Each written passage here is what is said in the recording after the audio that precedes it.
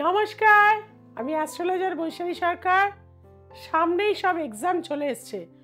মা বাবাদের কপালে ভাঁজ, কিভাবে সন্তানের ভালো রেজাল্ট করা যায়, খুবই টেনশনে রয়েছেন। প্রচুর বাবা মা আমার কাছে চলে আসে প্রতি বছর, কারণ ভালো রেজাল্ট করতে হবে। এবং এই ভালো রেজাল্ট করার কিছু উপায় নিয়ে আজকে আলোচনা করব। তার জন্য কি করতে হবে, শুরু থেকে শেষ অবধি আমার সাথে থাকুন।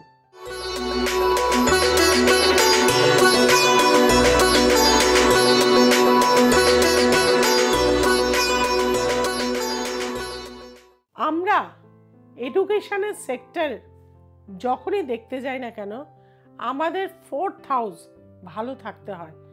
4th হাউসের সাথে সাথে চন্দ্রকে ভালো থাকতে হয়, কারণ আপনি যেটা পড়বেন, আপনার মন মানসিকতা কি তার মধ্যে রয়েছে? সেটা যদি না থাকে তাহলে কিন্তু পড়ার 4টে-5টা টিচার দিন না কেন, কোনোভাবেই পড়া মুখস্থ হবে না, আর এক্সামের হলে সেটা কিন্তু লিখতেও পারবে না। কাজেই 4th হাউস, চন্দ্র, 6th হাউস, যে কোনো কম্পিটিটিভ এক্সামে 6th হাউস লেখে, অর্থাৎ 2 নম্বর 4 নম্বর একে অপরের থেকে বেশি পেয়ে র্যাঙ্ক করে। কাজেই সেই কম্পিটিটিভ জায়গাটায় যেতে গেলে, র্যাঙ্ক করার ক্ষেত্রে যেতে গেলে 6th হাউসে কিন্তু প্রাধান্য একটা থাকে। এবং আমরা প্রত্যেকেই জানি বৃহস্পতি হচ্ছে নৈসর্গিক শুভ গ্রহ।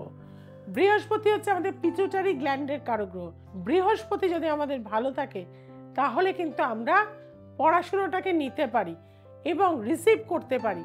তার পাশাপাশি কি হচ্ছে, বুধ আমাদের এক্সপ্লেন করার কারক গ্রহ, অর্থাৎ যে পড়াশোনাটা আমি নিচ্ছি সেই পড়াশোনাটা আমি এক্সপ্লেন করে খাতায় লিখতে পারছি। এই জায়গাগুলো যদি না ভালো থাকে, এবং তার পাশাপাশি কিন্তু শনিকেও ভালো থাকতে হয়, কারণ ন্যাচারাল জোডিয়াকের 11th হাউস অর্থাৎ সাকসেসের যে হাউস সেটা কিন্তু হচ্ছে শনি মহারাজ।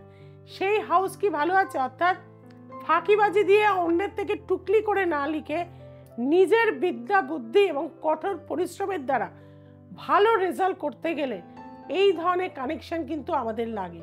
আমাদের প্রতিটা বাবা মাকে সন্তানের সাপোর্ট করতে হবে, সন্তানের মেন্টাল কন্ডিশন আমাদের বুঝতে হবে। শুধু তাকে প্রেশার দেয়া, 3টে তোকে টিচার দিয়েছি, তোকে ভালো রেজাল্ট করতে হবে, তোকে এটা করতে হবে, তোকে ওটা করতে হবে, না। আগে সন্তানকে আমি বলবো তার লগ্নের বলবত্তাটা জানুন, সে কতটা নিতে পারবেন। দেখুন, 1 লিটার বোতলে কিন্তু 1 লিটারই জল ধরবে, আপনি 5 লিটার ঢাললেও সেটা কিন্তু ওয়েস্টেজ হয়ে যাবে। কাজে প্রথম আপনার দেখা উচিত যে আপনার সন্তানের লগ্নপতি কি বলছে। লগ্নপতি কি দুর্বল, লগ্নপতি কি একদম মূর্জিত অবস্থায় রয়েছে? 0 থেকে 3 ডিগ্রির মধ্যে যাদের লগ্নের ডিগ্রিগত মান হয় তারা কিন্তু একটু উইক প্রকৃতির হয়, অর্থাৎ তাদের বারবার পড়ে বারবার তৈরি হতে একটু সময় লাগে এবং ধীরে ধীরে তারা কিন্তু চলে। অর্থাৎ একটা ছোট্ট শিশুকে আপনি চিন্তা করুন, একটা ছোট শিশুকে আপনি হাত ধরেই কি বসিয়ে দিতে পারেন, তারপরে তিনি কি দাঁড় করে দিতে পারেন? খবরদার করতে পারবেন না। সময় কিন্তু তাকে আস্তে আস্তে আস্তে আস্তে বসতে বসায়, তারপরে আস্তে আস্তে তাকে হাঁটতে শেখায়। ঠিক একইভাবে একজন লোকের যদি স্টুডেন্টের যদি লগ্নের বলবত্তা না থাকে তাহলে কিন্তু তার অ্যাকসেপ্ট করার যে জায়গাটা সেটা কিন্তু ধীরে ধীরে হবে। আবার যদি 27 ডিগ্রি থেকে 30 ডিগ্রি কারো লগ্নের ডিগ্রি পড়ে তাহলে কিন্তু একদম বৃদ্ধ অবস্থায় চলে গেছে তার লগ্ন। তার মধ্যে দেখবেন অলসতা প্রচন্ড। অনেক বাচ্চাকে দেখবেন, আপনার বাচ্চাকেও দেখবেন, আরেকজনের বাচ্চাকেও দেখবেন, সেই বাচ্চাটা হয়তো অর্ধেক সময় ঘুমাচ্ছে, স্কুলে টিফিন বক্স ফেলে এলো, জলের বোতল ফেলে এলো, আপনি ভাবলেন তুই কি কেয়ারলেস রে। তা নয়, তার লগ্নের বলবত্তা কমে গেছে। একটা বয়স্ক ব্যক্তিকে যদি 50 কেজি টেনে আনতে পারেন সে কি পারবে? বা 2 বস্তা তাকে হাতে দিয়ে দিলেন বাজার থেকে, সে কি পারবে? ধীরে ধীরে ধীরে ধীরে দাঁড়িয়ে দাঁড়িয়ে দাঁড়িয়ে দাঁড়িয়ে সে কিন্তু নিয়ে আসবে। ঠিক একইভাবে যাদের লগ্নের বলবত্তা দুর্বল হয়ে যায় তারাও কিন্তু নয় ঘুমাবে, নয় হয়তো অন্যমনস্ক হয়ে থাকবে, নয় হয়তো পড়াচ্ছে, অ্যাটেনশন দিচ্ছে, কিন্তু তার মগজে সেটা ঢুকবে না। এটা আপনাকে প্রথম অবস্থায় বুঝতে হবে। দ্বিতীয় নম্বর কথা হচ্ছে আপনার চতুর্থ ভাব। চতুর্থ ভাব শুধু চতুর্থ হাউস না, মাকে বোঝায়।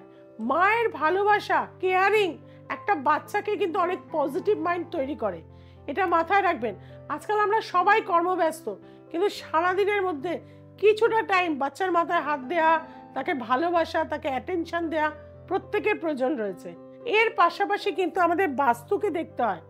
আপনার বাড়ির নর্থ ইস্ট কর্নার কি কাটা আছে, নর্থ ইস্ট কর্নার কি এল আকারে রয়েছে, নর্থ ইস্ট কর্নারে কি কোনো নোংরা রয়েছে, কোনো ড্রেন রয়েছে, কোনো সেপটিক ট্যাঙ্ক রয়েছে, তাহলে কিন্তু আপনি 3টে কেন 6টা টিচার দিয়েও আপনার সন্তানের ভালো এডুকেশন হবে না।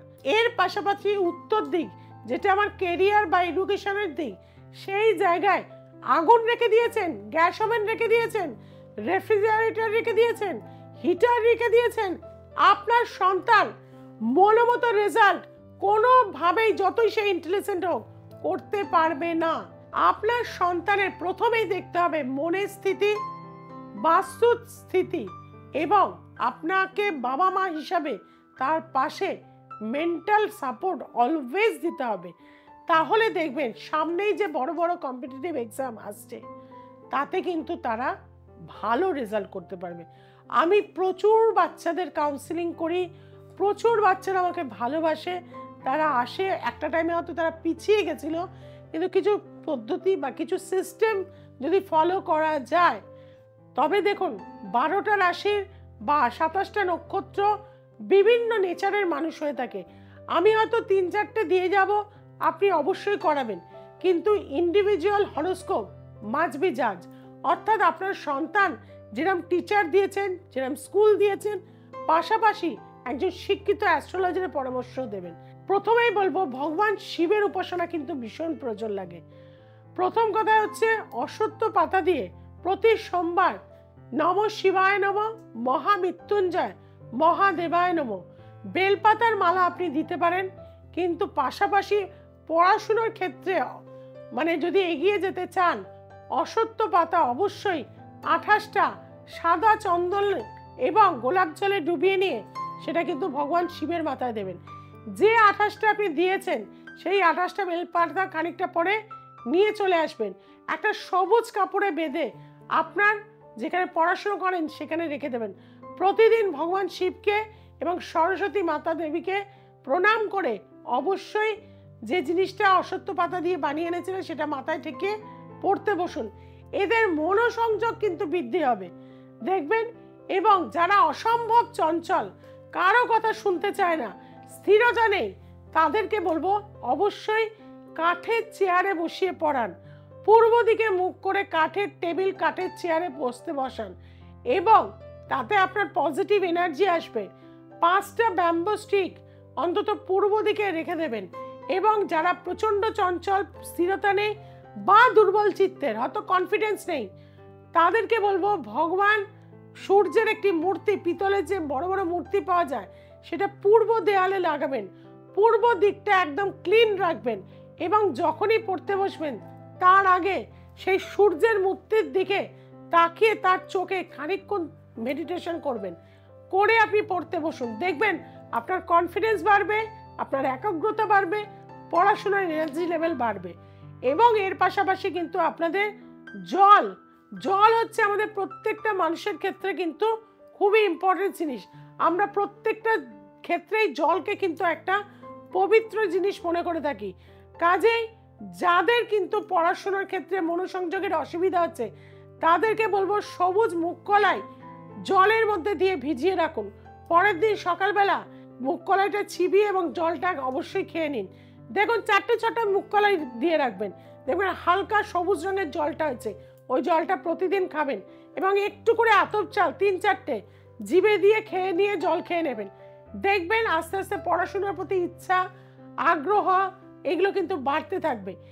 এর পরেও যদি না হয়, তার জন্য রয়েছে কিন্তু শ্রীমতী বৈশালী সরকার।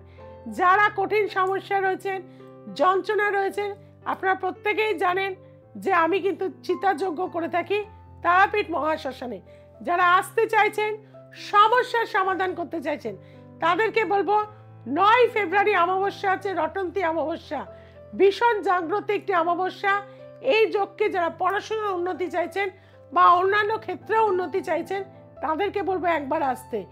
সবাই খুব ভালো থাকবেন, এবং সবাইকে, আপনার আশেপাশের সবাইকে ভালো রাখতে গেলে গাছ লাগান।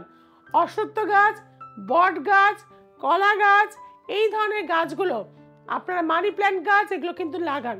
আপনাদের জন্য উপকার হবে, সমাজের জন্য উন্নতি হবে। আর কি করতে হবে? দ্য এসেন্স অফ অ্যাস্ট্রোলজিকে আপনারা ভালোবাসেন, দেখেন, কিন্তু সাবস্ক্রাইব করতে ভুলে যাচ্ছেন।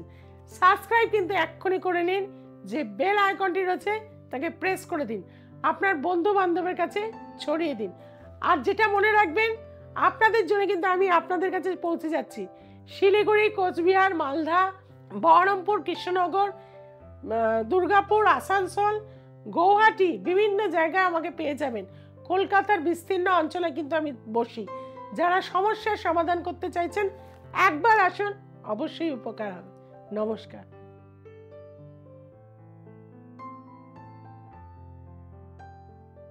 আমার নাম রূপসী মণ্ডল। আমি দিদির কাছে 8 বছর ধরে আসছি। আমার ছেলে পড়াশোনা করতো না, মাধ্যমিক দেয়, তখন থেকে আমি দিদির কাছে এখনো পর্যন্ত আসছি।